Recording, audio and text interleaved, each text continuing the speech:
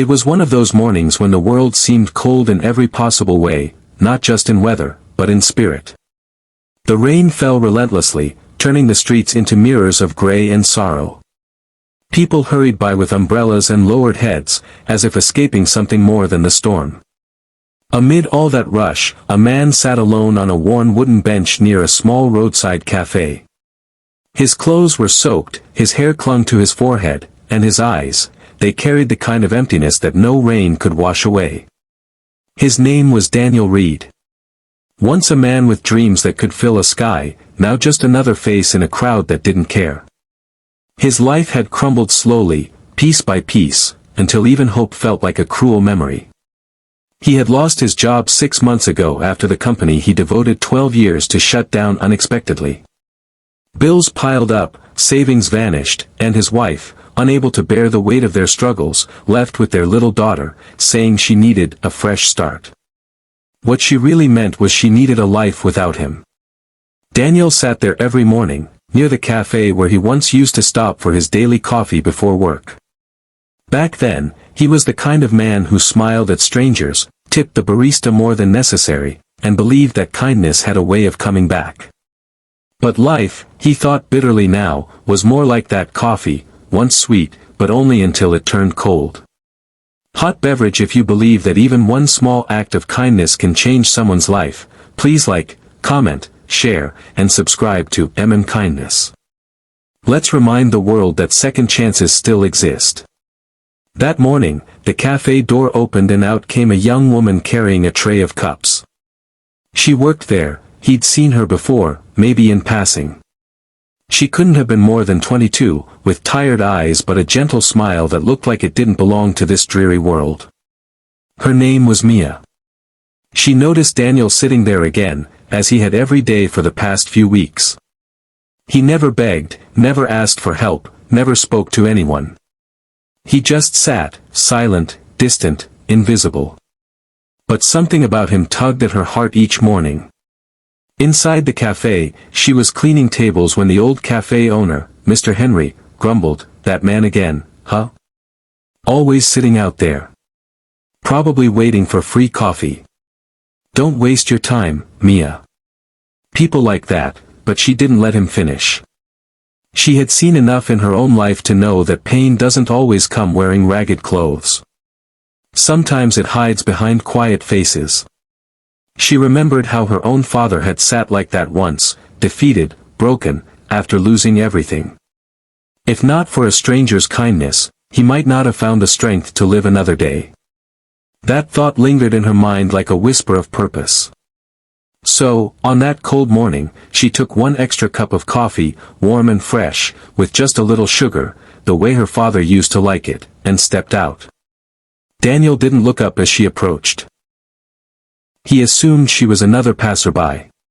But then he saw her boots stop in front of him and heard a soft voice say, "You look like you could use this." She handed him the cup with that same gentle smile. For a moment, he didn't know what to do. Pride, shame, confusion, all tangled up inside him.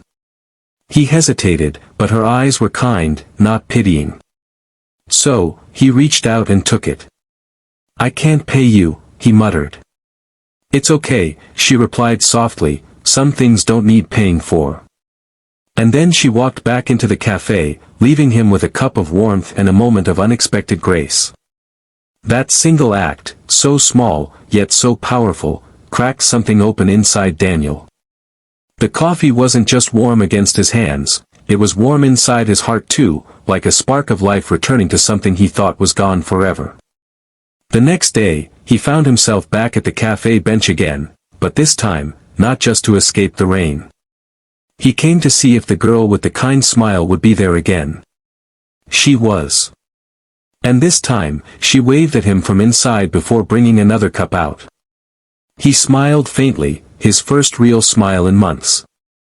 They didn't speak much, just shared that quiet exchange each morning. A coffee and a smile, that was all. But sometimes, that's all it takes to start healing. Weeks passed. Daniel began to look different. He shaved again, found a cleaner jacket from a donation center, and started searching for work, not because the world had suddenly become fair, but because someone reminded him that kindness still existed in it. He started helping the cafe owner by sweeping the sidewalk in the mornings. Mr. Henry was skeptical at first but soon noticed how diligently Daniel worked, never asking for anything in return. Then, one morning, a car stopped near the cafe. A well-dressed man stepped out, talking on his phone. Daniel helped him pick up a briefcase that had slipped from his hand. The man thanked him, asked if he was looking for work, and handed him a card. It turned out he owned a small printing business nearby and needed someone to help manage deliveries. Daniel's heart raced. It wasn't much, but it was a start. He thanked him sincerely and promised to show up the next morning. That night, Daniel stood by the window of a shelter room, his temporary home, holding that business card like it was a lifeline. He thought about how everything had begun with one cup of coffee. The next day, he started his new job. It was hard work, long hours, but he didn't complain. Every evening, he still stopped by the cafe to say hello to Mia and thank her again. She always smiled and said, "You earned it yourself, Daniel. I just handed you the cup." But life has a way of testing people even when they start to rise again. One evening, as Daniel walked home, he saw smoke in the distance. His heart dropped when he realized it was coming from the direction of the cafe. He ran as fast as he could, and there it was. The little cafe that had been his place of hope, engulfed in flames. Firefighters battled the blaze, and Daniel searched desperately through the crowd for Mia. When he finally saw her, she was coughing, covered in soot, but alive. She had gone back in to save the old man, Mr. Henry, who had fainted inside. They both survived, but the cafe was gone.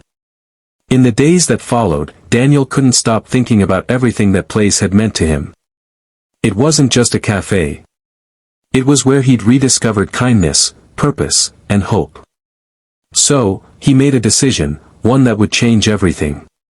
With his first few months' paychecks, he started saving.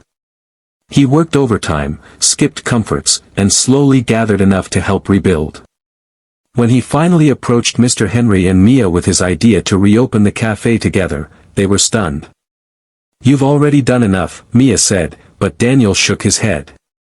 "No. You gave me more than you'll ever know. Let me give something back." They reopened the cafe months later, under a new name painted across a fresh wooden sign, Second Chance's Cafe. It wasn't big, but it was beautiful, warm light spilling from the windows, the smell of fresh coffee filling the street, and laughter returning to the place where once there had been only silence. Daniel became the manager, Mr. Henry retired happily, and Mia continued to work there, though everyone knew she was the heart behind it all. Word spread quickly. People loved the story, the man who lost everything, the girl who offered a cup of coffee, and how it all turned into a miracle of second chances.